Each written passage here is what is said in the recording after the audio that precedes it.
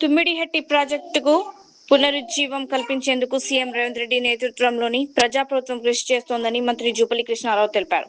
మంత్రి వివేక్ వెంకటస్వామితో కలిసి కుమరం భీం ఆసిఫాబాద్ జిల్లా తుమ్మిడిహట్టి ప్రతిపాదిత ప్రాంతాన్ని సందర్శించిన ఆయన ప్రాణహిత నదికి జలహారతి ఇచ్చి ప్రాజెక్టు ప్రాంతాన్ని పరిశీలించారు. బరాజ్ ఎత్తు సామర్థ్యం, ముంపు ప్రాంతాలు, పర్యావరణ అనుమతులపై అధికారులతో సమీక్ష నిర్వహించారు. ఈ సందర్భంగా మంత్రి జూపల్లి మాట్లాడుతూ గత కాంగ్రెస్ ప్రభుత్వం ప్రారంభించిన ప్రాణహిత చేవెళ్ల ప్రాజెక్టును బీఆర్ఎస్ ప్రభుత్వం పక్కనబెట్టి కాళేశ్వరం పేరిట లక్షల కోట్లు ఖర్చు చేసిందని విమర్శించారు. తుమ్మిడిహట్టి బరాజ్ నిర్మిస్తే గ్రావిటీ ద్వారా ఎలాంటి విద్యుత్ ఖర్చు లేకుండా ఎల్లంపల్లి ప్రాజెక్టుకు నీటిని తరలించే అవకాశం ఉంటుందని చెప్పారు. దీంతో సిర్పూర్, ఆసిఫాబాద్, బెల్లంపల్లి, చెన్నూరు ప్రాంత రైతులకు భారీగా ప్రయోజనం చేకూరుతుందని తెలిపారు. మహారాష్ట్ర ప్రభుత్వంతో త్వరలో చర్చలు జరిపి ప్రాజెక్టుకు అనుమతులు తీసుకొస్తామని పేర్కొన్న మంత్రి తెలంగాణకు చెందిన కేంద్ర మంత్రులు, బీజేపీ ఎంపీలు, ఎమ్మెల్యేలు ప్రధాని మోదీపై ఒత్తిడి తీసుకువచ్చి ప్రాజెక్టు నిర్మాణానికి సహకరించాలని కోరారు. రాజకీయాలకు అతీతంగా రాష్ట్ర ప్రయోజనాల కోసం అందరూ కలిసి పనిచేయాలని పిలుపునిచ్చారు. ఈ ప్రభుత్వం కంకణ బదులై కట్టుకుని నాడు మళ్ళీ దీని ముందు ప్రయత్నం చేస్తూ ఉన్నాం. ఇందులో ఆదిలాబాద్ జిల్లాకు సంబంధించి మూడు నియోజకవర్గాలకు సుమారుగా 2 లక్షల ఎకరాలకు ఆ 3 నియోజకవర్గాలు కూడా, ఒకటి సిర్పూర్, కాగజ్నగర్, అట్లాగే బెల్లంపల్లి, చెన్నూరు 3 నియోజకవర్గాలు సుమారు 2 లక్షల ఎకరాలకు. దీంతో పాటుగా ఇక్కడ తుమ్మిడిహట్టి నుంచి ఎల్లంపల్లి దాకా నీళ్లు తీసుకెళ్ళి అక్కడికి వెళ్ళి ఏదైతే ఆ మొదటగా ప్రతిపాదించిన ప్రకారం ఈ మొత్తం రైతాంగానికి 16 లక్షల ఎకరాలు నీళ్లు ఇవ్వాలి, చేవెళ్ళ దాకా నీళ్లు తీసుకెళ్లేటువంటి కార్యక్రమాన్ని ముందుకు తీసుకెళ్లేటువంటి ప్రయత్నంలో భాగంగా ఇప్పటికే సంబంధిత ఇరిగేషన్ శాఖ మంత్రులు ఉత్తమ్ కుమార్ రెడ్డి గారు, గౌరవ ముఖ్యమంత్రి రేవంత్ రెడ్డి గారు అధికారులతోటి పలు దఫాలుగా చర్చించి సమీక్ష చేసి అట్లాగే దానికి స్కీమ్ సంబంధించి కన్సల్టెన్సీ ఇచ్చి ఇవన్నీ కూడా తయారు చేయడం జరిగింది. అయితే ఇందులో ప్రధానంగా 150 అంటే సముద్ర మట్టానికి 150 మీటర్ల ఎత్తున ఈ యొక్క తుమ్మిడిహట్టి బ్యారేజ్ను నిర్మించాల్సిన అవసరం ఉంది. అక్కడి నుంచి ఇప్పటికే 2 టీఎంసీ, రోజుకు 2 టీఎం చొప్పున 22,000 క్యూసెక్లో నీళ్లు తీసుకోవడానికి కెనాల్స్ కూడా కొన్ని తవ్వడం జరిగింది. సో తదనంతరం ప్రభుత్వాలు మారడం, అది ఆగిపోవడం జరిగింది. ఇప్పుడు దీన్ని మళ్ళీ రాష్ట్ర ప్రభుత్వం తరఫున గౌరవ ముఖ్యమంత్రి గారు ఇప్పటికే చెప్పడం జరిగింది. మహారాష్ట్ర ముఖ్యమంత్రి గౌరవ ఫడ్నవీస్ గారిని కలిసి ఈ 150 మీటర్ల ఎత్తుకు ఈ బ్యారేజ్ నిర్మాణానికి అనుమతించే విధంగా ప్రయత్నాలు కొనసాగించడం జరిగింది. ఈ సందర్భంగా ఇక్కడే బీజేపీ శాసనసభ్యులు హరీష్ గారు ఉన్నారు.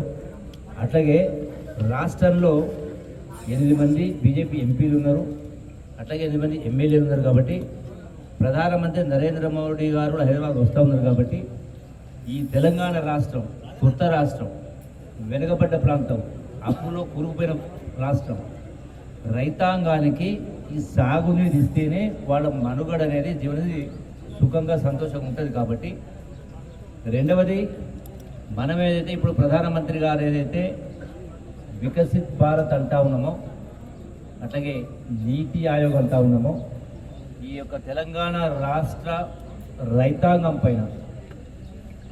పైన వాళ్ళ సుదీర్ఘకాలమైన కళను నెరవేర్చడం కోసం పెద్దమనం చేసుకొని మహారాష్ట్ర ముఖ్యమంత్రి ఫడ్నవీస్ గారి దగ్గరికి గౌరవ ముఖ్యమంత్రి గారు, సంబంధిత ఇరిగేషన్ శాఖ మంత్రులు అందరూ కూడా వెళ్ళడం జరుగుతుంది, కలవడం జరుగుతుంది.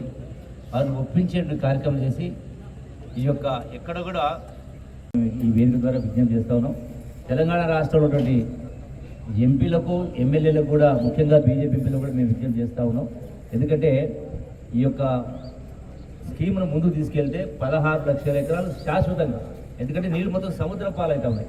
ఈ ప్రాణహిత నుంచి సముద్రంలో కిందికి వెళ్ళిన తర్వాత సుమారుగా సంవత్సరానికి 3 కోట్ల ఎకరాలకు వారే నీళ్ళు అంటే సుమారుగా 3000 టీఎంసీ గోదావరి సముద్రం పాలవుతా ఉంది.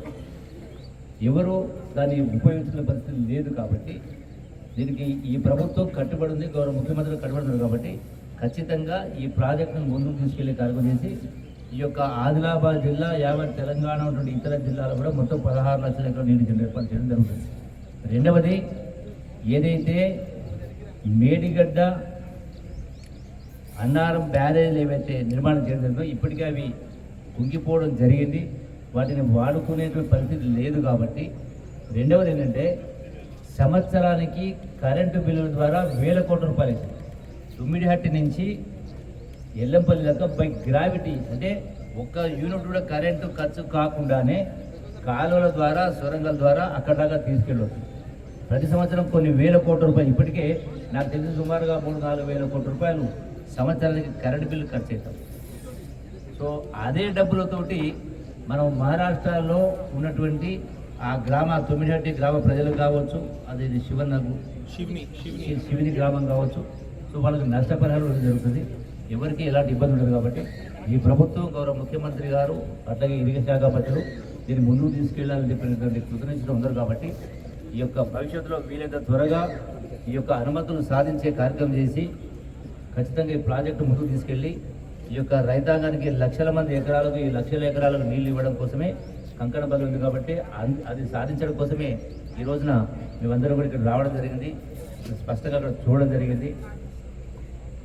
ఆర్థికంగా ఎన్ని ఇబ్బందులు ఉన్నా కూడా దీన్ని ముందుకు తీసుకెళ్తామని రాష్ట్ర రైతాంగ ప్రజల కోసం ఇందులో రాజకీయాలు చొప్పించొద్దని చెప్పని మరొకసారి అందరికీ కూడా విజ్ఞప్తి చేస్తూ పార్టీలకు అతీతంగా మనం అందరం కలిసికట్టుగా దీన్ని సాధించుకోవాల్సిన అవసరం ఉంది. కాబట్టి అందరూ సహకరించాలని, ముఖ్యంగా మహారాష్ట్ర ముఖ్యమంత్రి ఫడ్నవీస్ గారు, గౌరవ ప్రధానమంత్రి గారు దీన్ని సహకరించాలని విజ్ఞప్తి చేస్తూ సెలవు తీసుకుంటున్నాను. Thank you. నమస్కారం. గౌరవ మంత్రి గారు.